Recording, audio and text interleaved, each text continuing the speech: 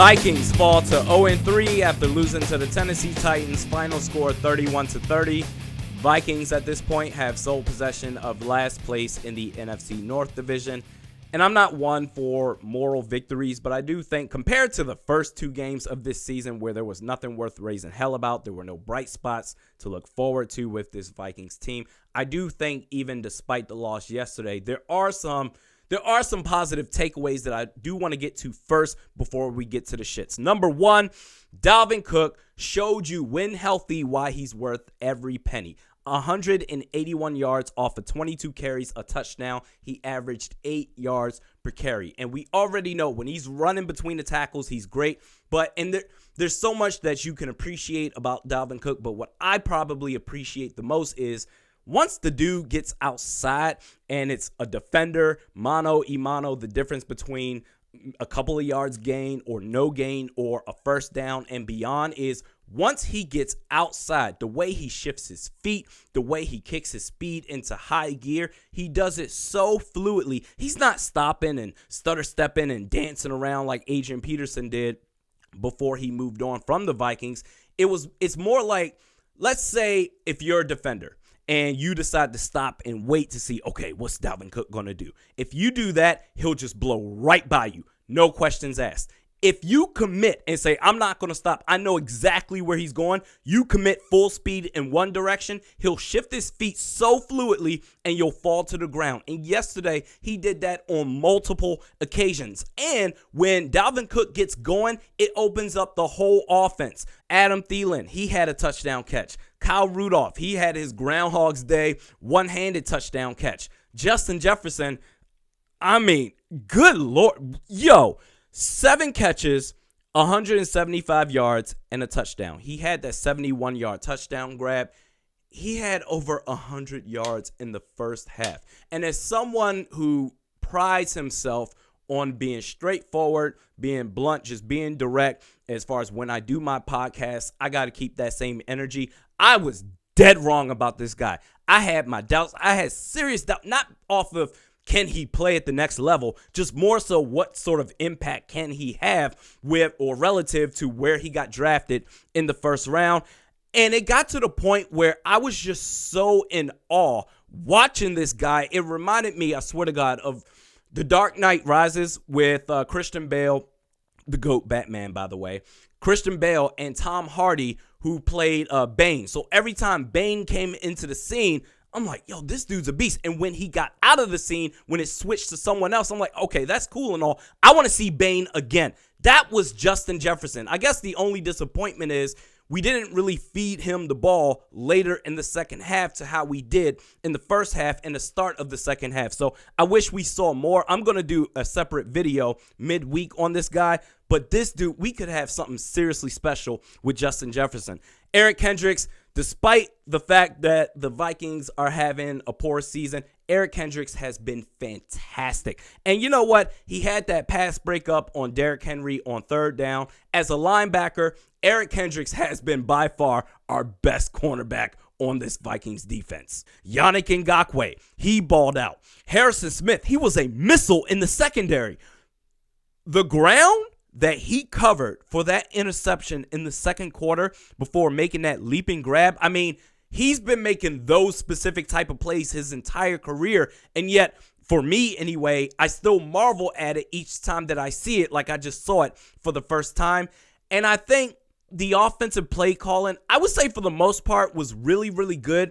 What annoyed me the most, and I don't know if the blame should shift to, I don't know if we should blame Gary Kubiak or if we should focus on Kirk Cousins, but 3rd and 15. And this was the drive before Tennessee went up to take the lead 31-30 in the fourth quarter. So at this point in the Vikings drive, they were up 30-28.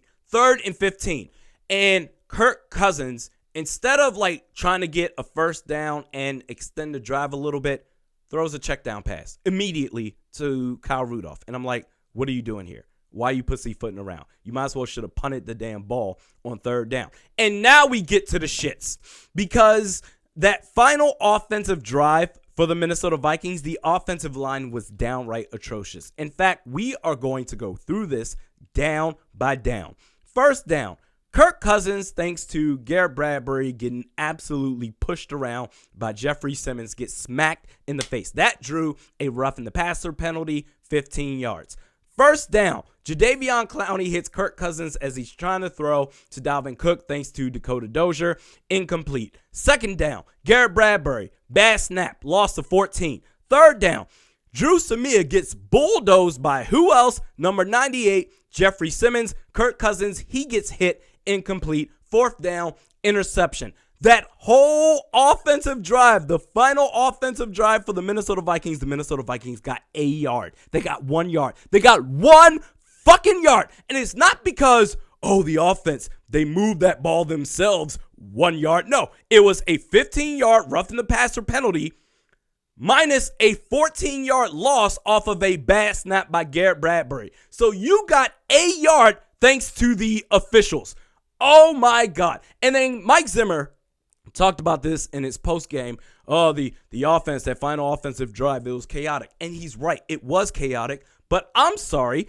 Yesterday, Mike Zimmer, Mr. I've never had a bad defense, your defense gave up nearly 450 yards, which is right on par with the 438 yards allowed through the first 2 games coming into yesterday's game. The offense spotted you 30 points. And as a defensive guru head coach, that's not enough. And then we get to the game management part. We're going to compare the 2 head coaches, Mike Vrabel and Mike Zimmer, as far as their single most important possessions in yesterday's game. Mike Vrabel, Tennessee Titans, second to last offensive possession, down 28-30. To start that drive, you had 3 timeouts. They had all 3 of their timeouts. In fact, even after that drive concluded off the Steven Gostkowski kick, which, by the way, didn't he make like 6 field goals yesterday? I mean, he basically channeled his inner Patriot version of himself yesterday. 31-30. After that drive, 31-30, Titans are up now. They still had all 3 of their timeouts. Compare that to Mike Zimmer, final offensive possession for the Minnesota Vikings, 0 timeouts. Why? Because you stupidly challenged the Jonnu Smith catch, which in real time looked like a legit catch to me. And I would imagine that this applies to all 32 head coaches, that you have an individual somewhere in the booth that radios you down and says, hey, listen, yay or nay, challenge or don't challenge the previous play, because I just saw it. It's going to work for you or it's not going to work. You challenged it, and when they showed the several replays, at least on the broadcast, there was no clear view, not enough evidence to overturn the original call of the catch. So you lost that challenge. You lost the timeout. You used your second timeout on the Vikings offensive possession with 12 minutes and 14 seconds left in the fourth quarter. Then you used your final timeout on the second to last offensive possession for the Tennessee Titans to buy yourself more time for the final Vikings offensive possession. And the excuses. Oh my God, COVID. Oh my God, no preseason. Oh my God, we have rookies. Oh my God, the turnovers. We lost so many players on our starting units. And oh my God, injuries. I'm sorry. Are the Minnesota Vikings the only team in the league that's had to deal with COVID? Are they the only team that's had to deal with injuries, no preseason games, a turnover with their starters? No! My God! Oh, injuries, man. Enough with that shit, man. The Tennessee Titans, they beat us yesterday without A.J. Brown. We lost to the Indianapolis Colts last week without their starting running back, Marlon Mack. The Green Bay Packers, without Devontae Adams, they marched down to New Orleans and got the win. The San Francisco 49ers, they lost half their roster. They're 2-1. Enough of this. I said this during the offseason, during the summer. When they signed Mike Zimmer to an extension, I said, this is so stupid. This is the dumbest thing you've ever done. This shows that this organization, they don't care. They just settle for mediocrity. And I said, listen, Zimmer, he deserves to coach in 2020, but he has to prove himself. It's nothing wrong. Any other coach in the league with Mike Zimmer's track record, hey, listen, man, I know you got a 60% win percentage as head coach, but you know what? In the playoffs, if you're not going up against the Saints, you struggle mightily hard. It looks like you don't have your team prepared. Even regular season, big games, teams above 500, you always struggle. We want to see a little bit more. In fact, you don't even make the playoffs consecutively. Your odd years, you go to the playoffs. Your even years, you don't make the playoffs. There's a lot of inconsistencies there. And they said, you know what? I know you're a C average student, Mike Zimmer. We're going to give you the valedictorian award. And now look at us right now. Even year, are we going to make the playoffs? Absolutely not. And so I'm just tired, man. This is what you signed up for, continuity. What are we scared for? Oh, we lose Mike Zimmer. Oh, someone else is going to sign him. So the fuck what? Who cares? Who cares? This is what we have to work with right now. So listen, this is what you signed up for. Mark and Ziggy Wolf, you can't even be mad. You can't even be mad. This dude, if this goes on any further, he should be fired. But I'm exhausted. I don't have the energy every time to be like, oh, I got Mike Zimmer. Because if I really wanted to, I know this would get the most views and all that shit if I decided to just come up with fake rage. But that's not who I am. I am tired. I am so fucking tired. I was told when I said it was stupid to sign Mike Zimmer to that extension, I was told that I was a moron, that I'm a fucking idiot, that I don't know shit about football. And look at us now. High and mighty, 0-3, last place in the NFC North. Continuity, motherfuckers. Here we are. This is what we wanted so bad. Well, we got it. Do this 3 times a week. Mediocre Best Sports Podcast, Realistic Randy. Check me out on Twitter at realistic_Randy, Facebook at Realistic Randy. We'll see you next time.